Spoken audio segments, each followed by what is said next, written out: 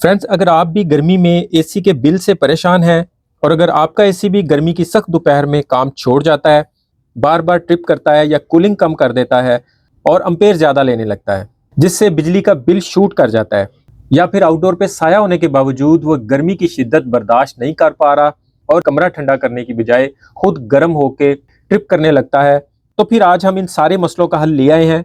जितनी मर्जी गर्मी हो, जितनी मर्जी लू वाली गर्म हवा हो, एसी के आउटडोर में ठंडी हवा जाएगी और वो ठंडा रहेगा। इसके बाकी के फायदे मैं आपको आगे चल के बताता हूँ। फिलहाल हम वीडियो शुरू करते हैं, साथ रहिएगा। अस्सलाम वालेकुम फ्रेंड्स, मैं हूं शहजाद मुगल और आप देख रहे हैं टेक नॉलेज यूट्यूब चैनल। तो फ्रेंड्स, इसका काम सबसे पहले हमारे आउटडोर के साइज़ लेने से शुरू होगा। तो हम अपने आउटडोर को जिस जगह पे भी हमने रखा हुआ है उसे ज़मीन से लेके तो उसकी हाइट तक का साइज़ ले लेंगे।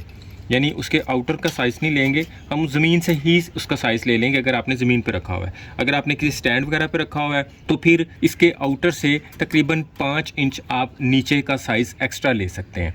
तो हमारे पास ऑलरेडी ये ज़मीन पे पड़ा हुआ है, तो हम इसके आउटर का साइज़ थोड़ा सा इससे 1 इंच ज़्यादा ले लेंगे। यहाँ पे ये 26 इंच आ रहा है, तो हम 27 इंच का साइज़ ले लेते हैं। और इसी तरह हम इसकी विड्थ का यानी इसकी चौड़ाई का साइज़ ले लेते हैं। तो वो इस जगह से लेके इस जगह तक का साइज़ ऑलमोस्ट 2 फीट बनता है।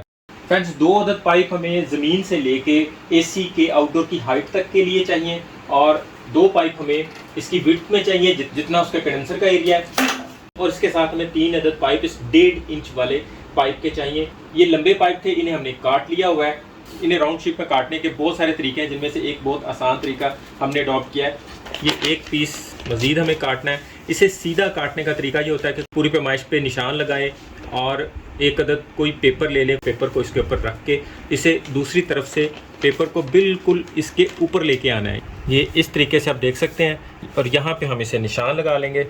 इस निशान से काटेंगे तो ये बिल्कुल एक्यूरेसी के साथ कटेगा। अब हम इन सारे पाइपों को एक साइड से लंबाई के रुख में काट लेंगे, तो उसके लिए हमें इस पर निशान लगाना पड़ेगा। तो अगर आप इस तरीके से इस पर निशान लगाते हैं तो निशान बिल्कुल एक्यूरेट लगेगा। फ्रेंड्स, हमारे घरों में लगे हुए स्प्लिट एसी का इनडोर जो कूलिंग कर रहा होता है, बेसिकली उसके पीछे आउटडोर की मेहनत होती है। जबकि नॉर्मली एसी का आउटडोर आउटसाइड पे होता है, धूप में होता है, ओपन एरिया में होता है, जिसकी वजह से उसे डबल मेहनत करना पड़ती है। और अगर गर्मी की शिद्दत की वजह से वो ऐसा नहीं कर पाता तो फिर हमारा एसी कूलिंग कम करता है और बिजली ज्यादा कंज्यूम करता है। निशान लगाने के बाद हम इन निशान से इन पाइपों को कट लगा देंगे। तो फ्रेंड्स, हमने मार्बल के 2 पीस ले लिए हैं और जिन पाइपों को हमने कट लगाया है उन्हें हम हीट गन की मदद से गर्म करके फ्लैट करेंगे।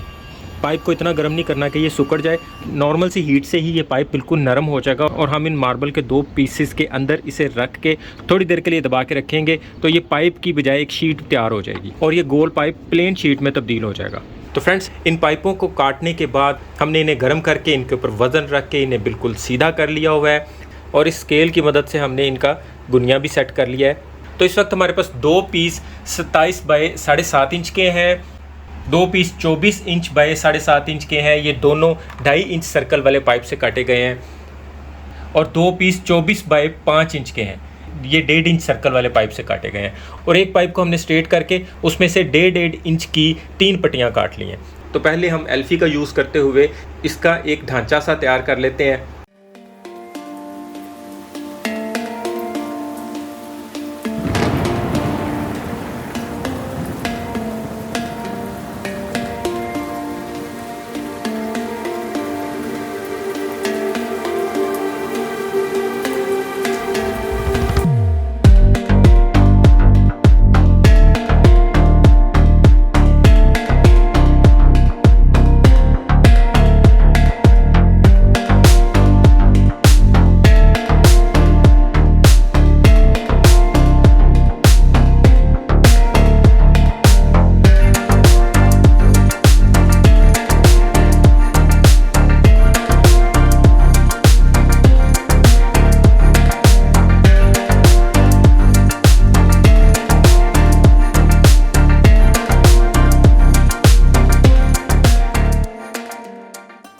हमने इसमें पानी डाल के इसकी लीक भी चेक कर ली है। अब ये पानी एक दफ़ा निकाल देंगे, ये हमने सिर्फ लीक चेक करने के लिए इसमें डाला था। तो हम इसके साइज़ का हनीकॉम्ब पैड मार्केट लेने गए तो हमने वहाँ से ये वाले पीसेस ले लिए, क्योंकि हमें हर काम में बचत करना है। तो हमने ये छोटे छोटे पीस जो उनके यूज़ में नहीं होते हमने वो वहाँ से उठा लिए हैं। इन्हें हम इनके साथ इस तरह जोड़ लेंगे, जोड़ के हम अपने साइज़ का हनीकॉम्ब पैड बना के तो इसमें लगा लेंगे और हमारा काम मुफ्ते में हो जाएगा।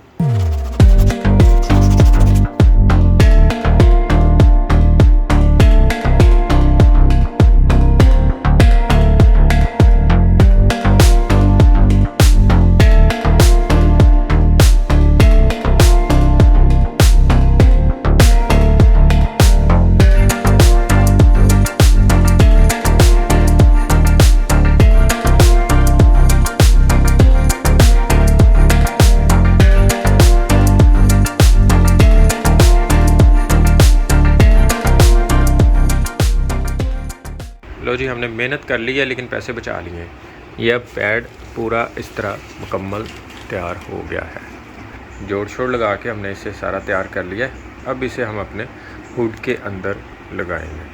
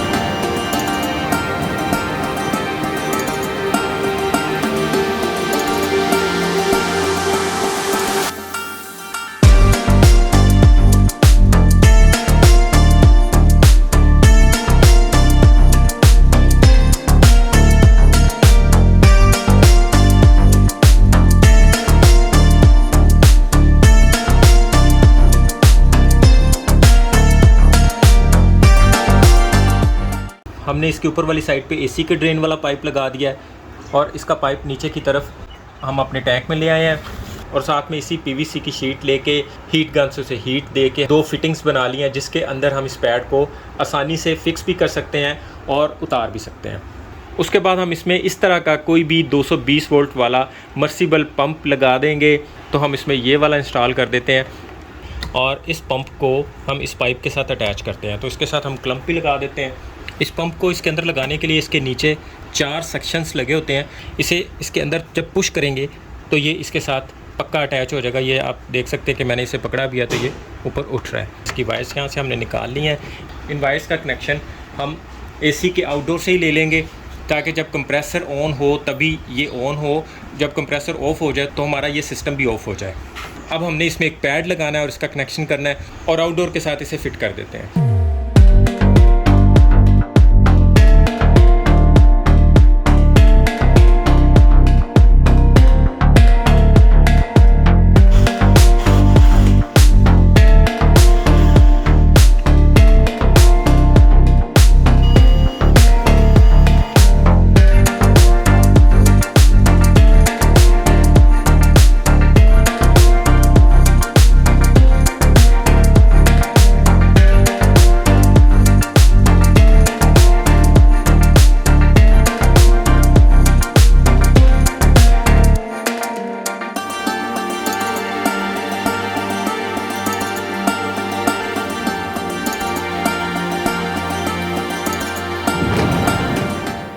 ये इसकी न्यूट्रल और ये फेस इन 2 तारों पे लगाएंगे, ठीक है।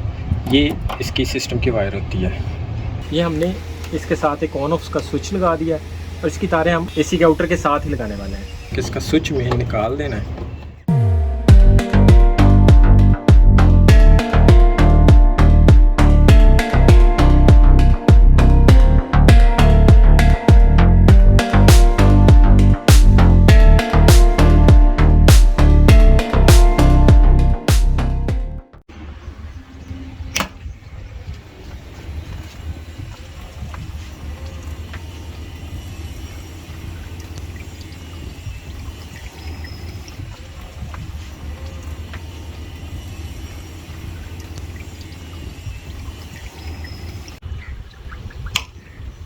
हम अपने बनाए हुए इस प्रेशर पंप से पहले एसी की जालियों को अच्छे से वॉश कर लेंगे, क्योंकि इसके बाद इसको हमने बंद कर देना है। तो इस तरह जालियाँ अंदर से अच्छे से साफ़ होनी चाहिए। ये प्रेशर पंप भी हमने खुद सारा तैयार किया है, इसका भी सारा सामान आपको हमसे मिल जाएगा। इसे एक दफ़ा करंट देते हैं और इसका जब बटन प्रेस करते हैं तो इसकी मोटर अपने आप चलती है। इसके प्रेशर को हम इसकी नोज़ल से घुमा के अपनी मर्ज़ी का कर सकते हैं।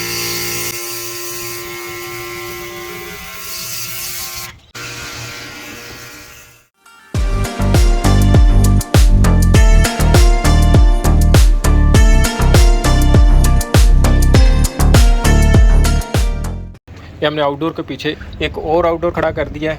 अब फ्रेंड्स, हमारे आउटडोर के अंदर जो भी हवा जाएगी वो यक ठंडी होगी और एसी कम से कम 2 से 4 एम्पेयर तक डाउन कर देगा, जिससे हमारी बिजली की बचत भी होगी, एसी की लाइफ बढ़ जाएगी। क्योंकि आपको पता है आजकल नए मॉडल के जितने भी एसी आ रहे हैं उनमें T3 कंप्रेसर का बहुत शोर मचाया हुआ है, और उस T3 कंप्रेसर का फ़ायदा सिर्फ़ और सिर्फ यही है कि वो हाई टेम्परेचर पे भी काम करता है। लेकिन हमारा ये एसी T3 ना होने के बावजूद इस वक्त T3 से बहुत अच्छा काम कर रहा है, क्योंकि गर्मी T3 पे भी इफ़ेक्ट करती है। T3 कंप्रेसर वाला एसी भी हाई एम्बिएंट टेम्परेचर की वजह से इफ़ेक्टिव होता है, जबकि अब हमारा ये एसी गर्मी की शिद्दत से बिल्कुल भी इफ़ेक्ट नहीं होगा।